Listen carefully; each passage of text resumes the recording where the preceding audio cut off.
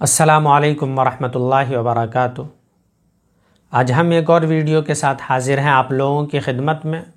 اس میں قربانی کے سلسلے میں جانیں گے کہ آخر قربانی کا حکم کیوں دیا گیا ہے، قربانی کا حکم کیا ہے، فرض ہے، واجب ہے، سنت ہے یا مستحب ہے، اور قربانی کس پر واجب ہے، قربانی کا نصاب کیا ہے، قربانی اور زکوٰۃ کے نصاب میں اور صدقۃ الفطر کے نصاب میں کچھ فرق ہیں یا تینوں ایک ہی ہیں۔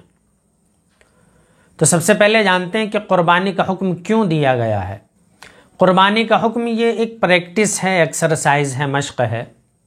ہم انسان ہیں، ہم جانتے ہیں کہ اگر ہم نے کوئی کام شروع کیا ہے اور شروع کرنے کے بعد ہم نے کچھ زمانے تک وہ کام چھوڑ دیا تو پھر اس کام کو ریسٹارٹ کرنا، پھر سے شروع کرنا بڑا مشکل ہو جاتا ہے۔ مان لو ہم نے جم جوائن کیا، ہم کچھ دن تک وہاں جاتے رہے، اس کے بعد ہم نے جانا چھوڑ دیا، تو ہوتا کیا ہے کہ جب ہم ریسٹارٹ کرتے ہیں، دوبارہ شروع کرتے ہیں، تو ہمت نہیں ہوتی ہے دوبارہ شروع کرنے کی۔ یہ انسان کی فطرت ہے کہ اگر وہ کسی کام کو شروع کر کے اس کے بعد چھوڑ دیتا ہے تو پھر اس کی طبیعت پر اس کام کو دوبارہ کرنا بڑا مشکل ہوتا ہے۔ یقیناً ہم امت مسلمہ میں ہیں، ہم مسلمان ہونے کے ساتھ ساتھ ایک انسان بھی ہیں، تو ہماری بھی طبیعت ہے، ہماری بھی فطرت ہے۔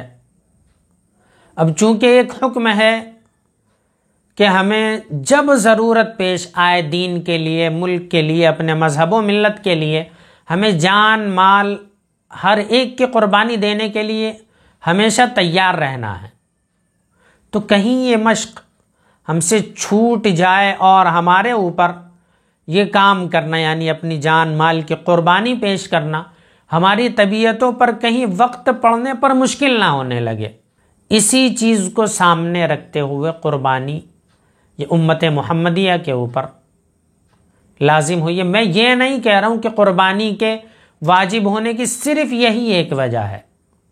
قربانی کی واجب ہونے کی بہت ساری وجوہات میں سے ایک وجہ یہ بھی ہے، اور ہم جانتے ہی ہیں کہ یہ ہمارے دادا سیدنا حضرت ابراہیم اور حضرت اسماعیل علیہ السلام کی وجہ سے شروع ہوئی تھی۔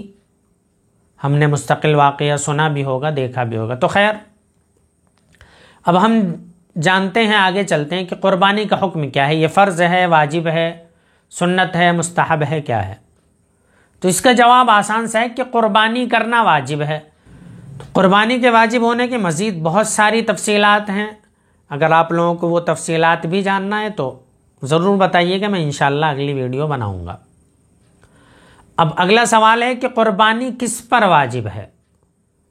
تو قربانی ہر ایسے مسلمان پر واجب ہے جو عاقل ہو، بالغ ہو۔ اب وہ عاقل بالغ خواہ مرد ہو یا عورت، دونوں پر واجب ہے۔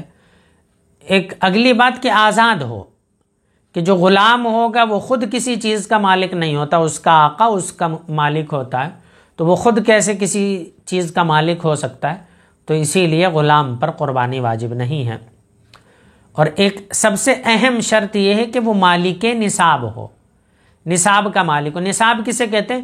نصاب ایک متعینہ مقدار ہے، اس کو نصاب کہا جاتا ہے۔ اور اگلا سوال ہمارا یہی ہے، ہم نصاب کے بارے میں جانتے ہیں۔ تو قربانی کا نصاب، صدقۃ الفطر کا نصاب اور زکوٰۃ کا نصاب، تینوں نصاب ایک ہیں، تینوں میں کوئی فرق نہیں ہے۔ ان کا نصاب کیا ہے یہ جان لیتے ہیں۔ 7.5 تولہ سونا اور 52.5 تولہ چاندی، یہ اگر کسی کے پاس ہے، یعنی ان میں سے کوئی ایک یا ان دونوں میں سے، یہ تو پورے نہیں ہیں، لیکن اگر ان دونوں کی رقم ملائی جائے، یعنی کچھ سونا تھا ہمارے پاس، کچھ چاندی تھی، ان دونوں کی رقم ملا کے اگر ہمارے پاس یا تو اتنا نقدی ہو جا رہا ہے کہ 7.5 تولہ سونے کی مقدار تک پہنچ جائے یا 52.5 تولہ چاندی کی مقدار تک پہنچ جائے، تو بھی قربانی واجب ہے۔ اس کی ایک دوسری شکل یہ کہ ہمارے پاس صرف سونا ہے، وہ بھی تھوڑا سا، اور ہمارے پاس کچھ مال ہے یا کچھ نقدی ہے ہمارے پاس، تو ان دونوں کی رقم کو بھی ملا کے دیکھا جائے گا کہ مان لیتے ہیں کہ نصاب کا مالک ہوتا ہے آدمی 20,000 روپے میں، تو اگر اس کے پاس 20,000 روپے ہیں تو بھی اس کے اوپر قربانی واجب ہے. 20,000 روپے نہیں ہے، 5,000 کا اس کے پاس زیور ہے، سونا ہے، اور 15,000 روپے اس کے پاس نقدی ہیں، تو بھی ملا کے 20,000 ہو رہے ہیں، تو بھی اس کے اوپر قربانی واجب ہے.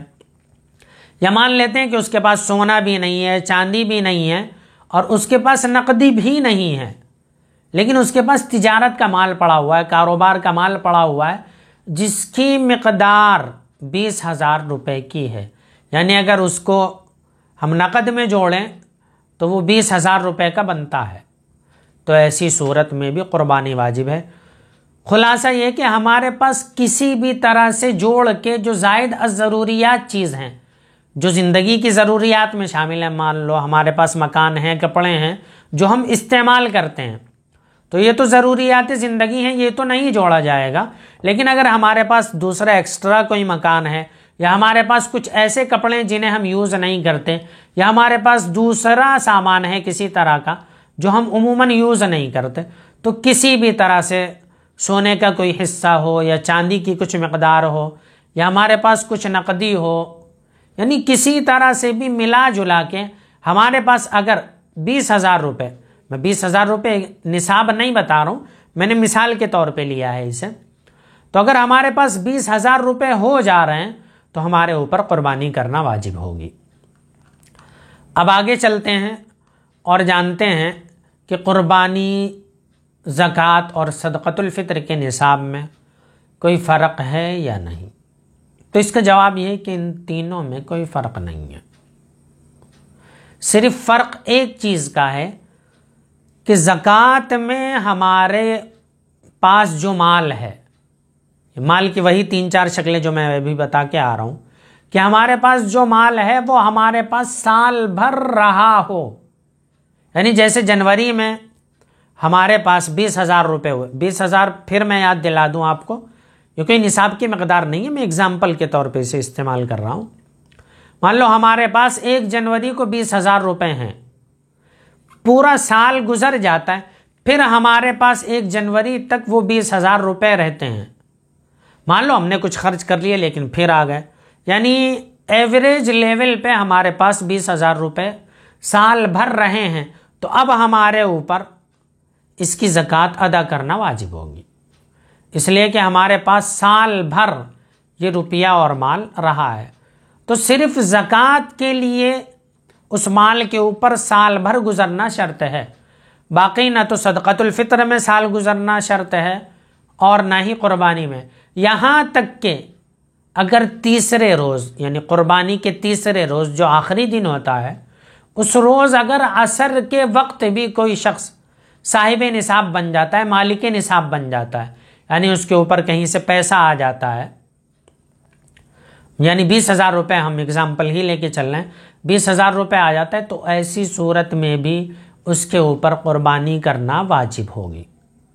اب عصر کا ٹائم ہے، اسے اتنی دیر میں جانور کا بھی انتظام کرنا ہے، ہو سکتا ہے اس سے تاخیر ہو جائے، نہ ہو پائے، تو ایسی صورت میں جو قربانی کا جانور لینا چاہتا تھا وہ، یا جو بھی شکل اختیار کرنا چاہتا تھا قربانی کے لیے، تو اس کی مالیت کا وہ صدقہ کر دے. امید ہے آپ لوگوں کو قربانی کے بارے میں سمجھ میں آ گیا ہوگا. اگر نہیں سمجھ میں آیا ہے تو آپ ہم سے پوچھ سکتے ہیں، تو انشاءاللہ آپ کو جواب دیا جائے گا. السلام علیکم ورحمۃ اللہ وبرکاتہ.